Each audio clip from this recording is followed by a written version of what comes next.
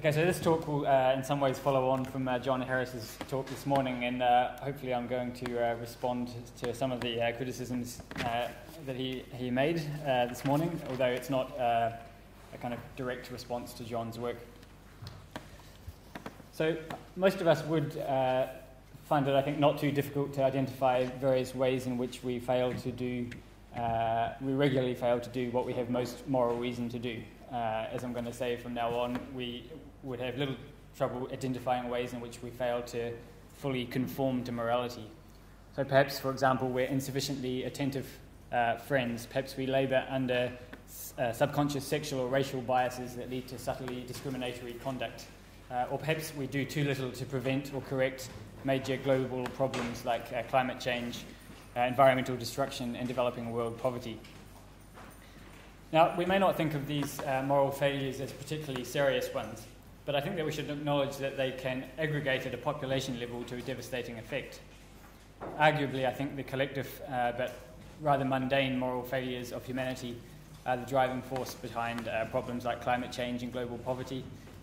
It's also increasingly recognised that many of the history's greatest atrocities were made possible by the ordinary moral failures of ordinary people.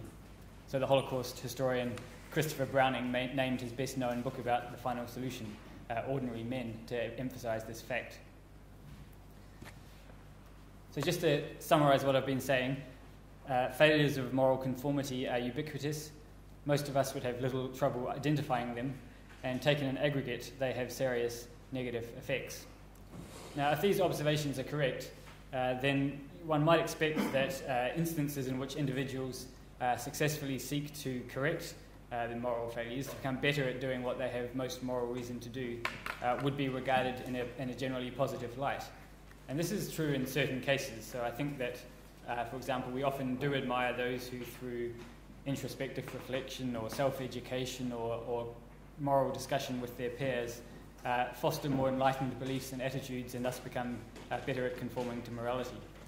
But there are some attempts to increase one's moral conformity, to become better at doing what one has moral reason to do, that would widely be regarded with ambivalence or even condemnation. And here's a hypothetical example that I think some people would object to. So Bob is a doctor working in a multiracial area. He was brought up in a racist environment, and emotional responses introduced during his childhood still have a biasing influence on his conduct. For example, they incline him to put more effort into caring for white patients than black patients. Hoping to mitigate his bias, Bob embarks on a program of drug-assisted conditioning. He is presented with stimuli that elicit fear and disgust, such as photos of mixed-race couples or civil rights protests, while being given a drug which attenuates these feelings, conditioning a less aversive response and less biased conduct. Now, I think that many people would have moral qualms about this kind of case, at least to the extent that they would think that it would have been morally preferable for Bob to instead have tried to resolve his problem through some kind of deliberative process. And I think that many people would think that even if they agree that this is a case that makes Bob better at doing what he has most moral reason to do. And in fact, at least one philosopher who we've already heard from today has put such qualms into print. So John Harris endorses attempts to increase moral conformity through bringing up children to know the difference between right and wrong, and through general education, including self-education, wide reading, and engagement with the world. But he objects to the direct biomedical manipulation of emotions for the same end. Now, it might be said that the problem with Bob's intervention in my case is simply that it's a biomedical enhancement. It uses biomedical technology to enhance the capacities of normal people rather than to treat disease. But I suspect that many would have similar concerns about cases that wouldn't at least easily be classified as enhancements and might seem more like therapies. And I'm thinking here of something like the chemical castration of sex offenders. I think many would have similar concerns, but that seems more like a moral therapy than a moral enhancement. In addition, I think some would have concerns that extend to similar cases that don't involve biomedical technology at all. So consider this case. Chloe, a student, believes she ought to do more to help the global poor. She often gives small sums of money to charities when directly approached by them, but most of the time, the world's most unfortunate are far from her thoughts, and when they do cross her mind, she has trouble drumming up the sort of sympathy that might motivate greater sacrifices. To remedy this, she sets up her television so that it regularly displays disturbing images of poverty, though for such brief periods that she does not consciously recognise them. Nevertheless, through subliminal effects, these images do increase the strength and salience of her feelings of sympathy, and as a result, let's suppose she decides to spend her next vacation volunteering in Africa. Now, I think many would have moral worries about this case similar to those that I would have about my previous case, and again, even if they agree that Chloe has become better at doing what she has moral reason to do. So a unifying feature of the interventions undergone by Bob and Chloe, and also chemical castration of sex offenders, is that they all increase what I'm calling moral conformity by means that don't involve conscious deliberative processes such as reflection or reasoning. So we might say that they bypass deliberation, bringing about the sorts of moral transformations that would traditionally be achieved through deliberation, instead in a more direct way. And I'm going to call these kinds of interventions from now on shortcuts to morality, or just shortcuts. So I think that many people would have moral worries about all shortcuts to morality, and in what follows I want to consider one way in such qualms might be justified. So I think a natural kind of concern to raise about shortcuts to morality, and maybe John was raising something like this morning, is that they result in, at best, a superficial kind of moral improvement. They do no more than scratch the surface of human morality. They might make us better at conforming to morality, but there's some deeper sense in which they bring about no moral improvement. So, for example, though a recidivist sex offender who undergoes chemical castration might become better at acting according to moral reasons, it might seem that he's failed to resolve his most fundamental moral problem. Now, there are a number of different ways in which we might kind of flesh out this idea that shortcuts to morality are, in some sense, superficial. In this talk, I want to elucidate it using the concept of moral worth, although I think that pretty much everything I said, possibly all of it could also be put in terms of moral virtue or moral agency. So to say that an action has positive moral worth, or just moral worth, is to say roughly that it reflects well morally on the agent, that the agent merits moral praise for having done that action. By contrast, an act has negative moral worth if and to the degree that the agent warrants moral blame in virtue of having performed that action. So I think that one somewhat promising objection to shortcuts to morality would be that they fail to increase moral worth, or at least that they do so less effectively than does deliberation. The agent who takes a drug, say, to conform better to morality, will then act in a way that has less moral worth than the agent who does precisely the same actions, but as a result of, say, self-education or introspective reflection. Now, this objection is not one that Harris has raised, at least in precisely these terms, but I wonder if it might underlie some of his concerns, or at least might provide some support to his concerns. Harris is concerned, one of the concerns that John Harris has raised about shortcuts to morality, or of certain kinds at least, is that they might diminish the freedom to do wrong. And one reason that we might care about the freedom to do wrong is that we might think that right action can only have moral worth if there's the option of doing wrong. If we weren't free to do wrong, then nothing we did would have any moral worth, arguably. But in the rest of this talk, I want to argue that the moral worth objection is not well founded. I'm going to consider and reject two attempts to justify it, and I'm then going to, very briefly, if I have time, try and cast some doubt on intuitions that might seem to support it. I should say that I'm not trying to provide a kind of all things considered defence of the kind of interventions that I described in my two cases. I think that there are concerns about those interventions, but I just don't think that the kind of thought that they don't really make you more moral is one of them. Before I go on to the first attempt to justify this objection, I want to say something briefly about Kant's views on moral worth, since everything else I'm going to say kind of draws on these in one way. So Immanuel Kant believed that to have moral worth, an act must be done for the right reason or on the right motive. And more specifically, he held that the action must be done from the motive of duty. So he said that if any action is to be morally good, he meant here morally worthy in the sense I'm using it, it's not enough that it should conform to the moral law. It must also be done for the sake of the moral law.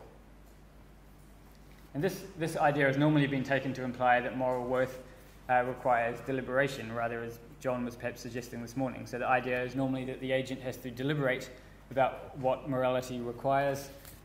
This deliberation then issues in some kind of normative belief or judgment about what to do, and then we act on the basis of that judgment.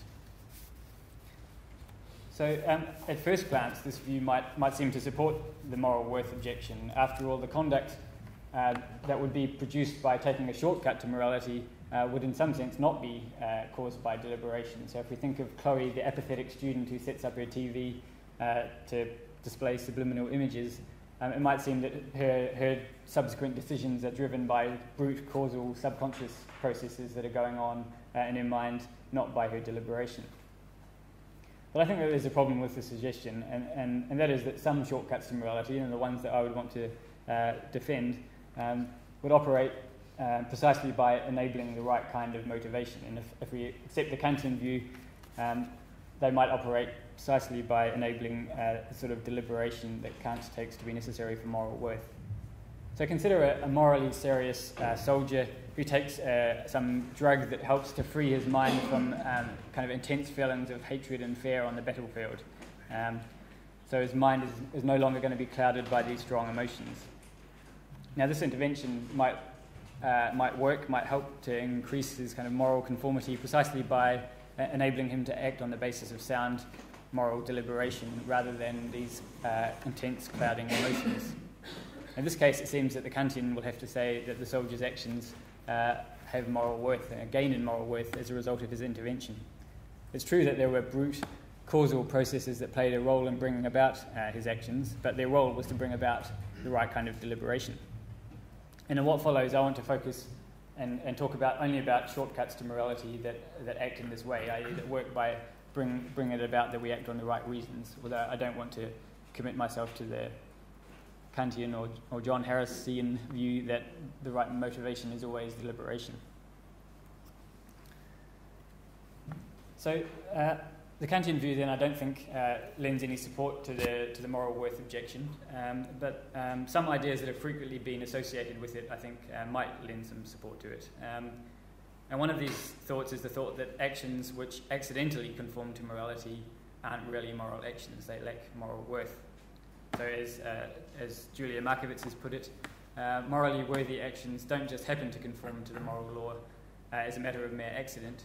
There must be some stronger, more reliable connection between the rightness of some such actions and their performance. And good moral reasoning has often been thought, by Kantians at least, to provide the right kind of reliable connection. Now, it might be thought that shortcuts to morality of the sort that I've been discussing would invariably fail to produce such reliable moral conformity as can be achieved by deliberation. So when deliberation makes us better at doing what we have moral reason to do, it often does this by increasing our moral knowledge. Through deliberation, we learn what morality requires or why it requires certain things. And this moral knowledge is a kind of all-purpose tool that helps us to morally conform in almost any circumstance. So we might expect this kind of deliberation to produce very reliable moral conformity.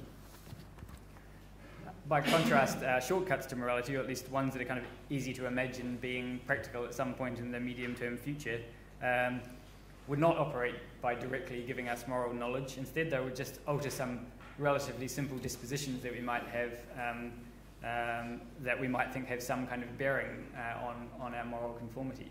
But the problem is that often these dispositions are only very contingently related to acting morally. So think of something like the tendency towards impulsive violence. I think John maybe mentioned this already this morning. We might think that in general being impulsively violent causes one to act in a way that doesn't accord well with morality, but we can imagine circumstances in which this isn't so. If I witness one person assaulting someone else on the street, then impulsive violence might be exactly what's required of me by morality. So I think it might be right that shortcuts to morality would often produce less reliable moral conformity than does deliberation. But I think it's doubtful that this would always be so.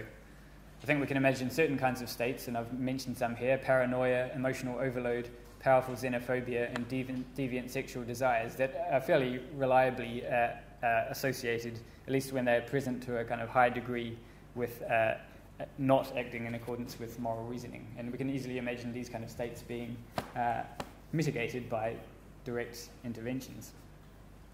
Now, of course, reducing paranoia or reducing xenophobia, say, wouldn't guarantee that we become better at morally conforming, but we should also bear in mind that deliberating, acquiring moral knowledge, also doesn't guarantee that we become better at morally conforming. An evil agent might become less moral if he knows better what's morally right and what's morally wrong. He'll be better at making sure that he does the wrong thing. So I don't think that this idea of there having to be a reliable moral conformity is going to help the moral worth objection. And I want to turn to another attempt to justify that objection, and this appeals to another thought that's sometimes associated with Kant's views on moral worth. And we can bring this thought out with the aid of a case. So think of this case. David's conduct accords well with his moral reasons. Indeed, he finds it easy to morally conform, since he was brought up in a nurturing family where responsibility and moral sensitivity were encouraged. He also lives in a society that has internalized few problematic norms and that encourages moral reflection and open moral discussion.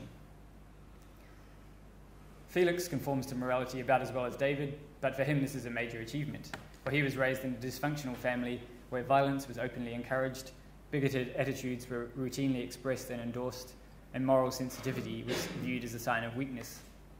He also lives in a chauvinistic culture in which social pressures militate strongly in favour of moral non-conformity.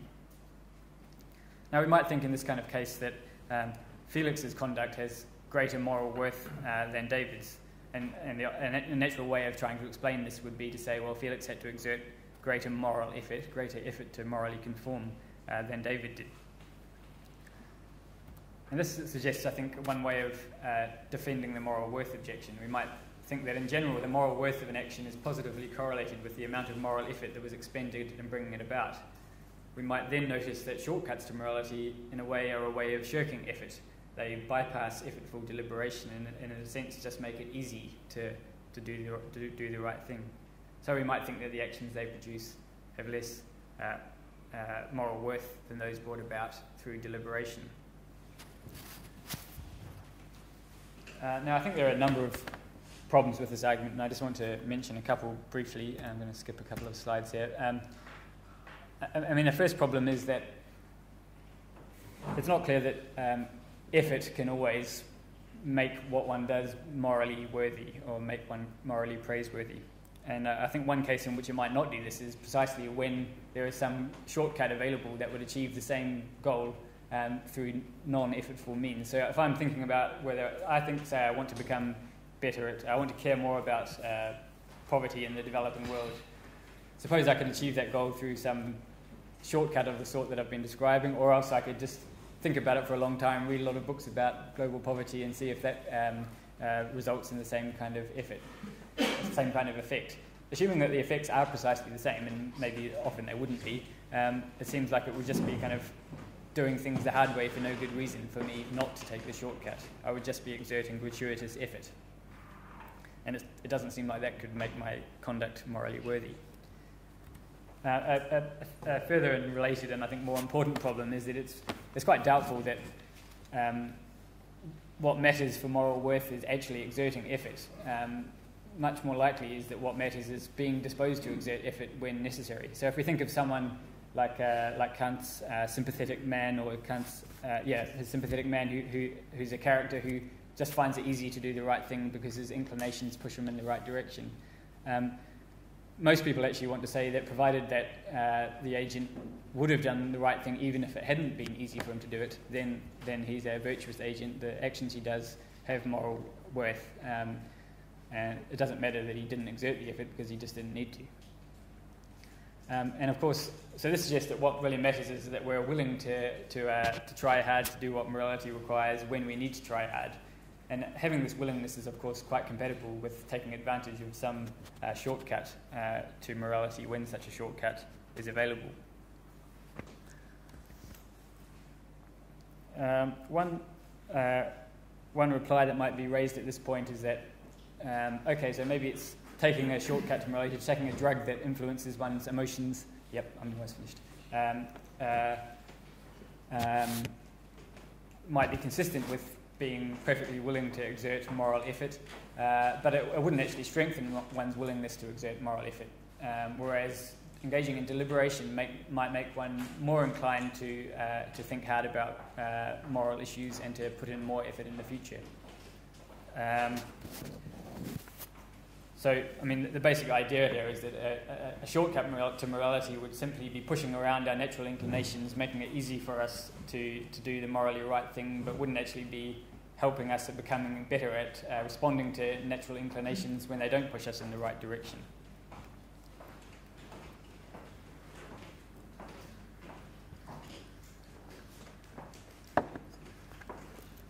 I think the problem with this argument is that it relies on a kind of old-fashioned kind of mind-body dualism. It assumes that there are sort of two parts to ourselves. There's the brute self, which is where our natural inclinations are, and which could be potentially influenced by things like drugs or subliminal imagery, and that kind of pushes us in various directions. And then there's a kind of true or authentic self that responds to this brute self and decides whether to try and override our natural inclinations or not, decides whether to exert effort or not.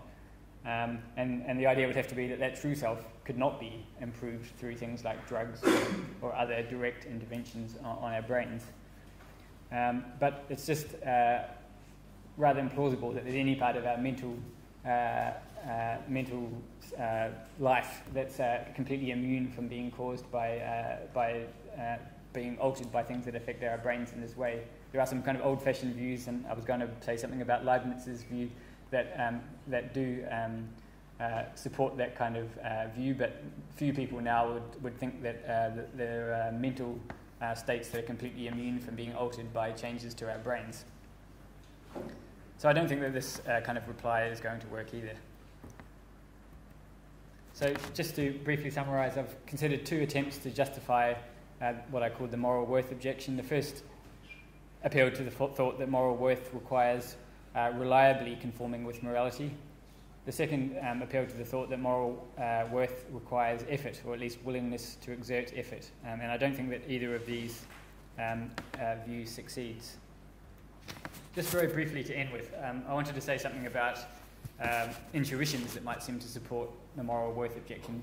In kind of conversation with people, whenever I talk about this kind of thing, people often seem to just intuitively say, yeah, but a drug couldn't really make you more moral. Could it? And have this kind of intuition that what I'm calling the moral worth objection is correct. And I just want to suggest that maybe we shouldn't take these kind of intuitions as having much evidential value, and maybe John will agree with me on this point. But I think there's a particular reason why we shouldn't assign much credence to these intuitions in this case, and that is precisely that they are likely to be based on a kind of old-fashioned kind of mind-body dualism. So there's quite good evidence that although it's not really a philosophically sustainable position, most of us are inclined to subscribe to some kind of dualism where people can have mental states that aren't based at all on what's going on in their brain. So, for example, many people believe in an afterlife in such a way that they think that dead people can still have minds, can still have brain states. And there's some experimental evidence suggesting that even those who don't believe in an afterlife are kind of intuitively inclined to believe in an afterlife and have to override those intuitions. They have to effortfully stop themselves from ascribing mental states to dead people, for example. So if it's right that we tend to kind of tacitly subscribe to this kind of idea that there's at least some part of our mind that's just not connected to our brain in any kind of causal way, then it would be quite natural for people to think that a drug couldn't make you morally worthier, for example, because one might just think that the true self, where moral worth lies, is just not amenable to being altered through brute causal means. So that was just by way of saying that I suspect that intuitions that support this objection might be based on a tacit acceptance of a false metaphysical view. But I'll stop there. Thanks very much.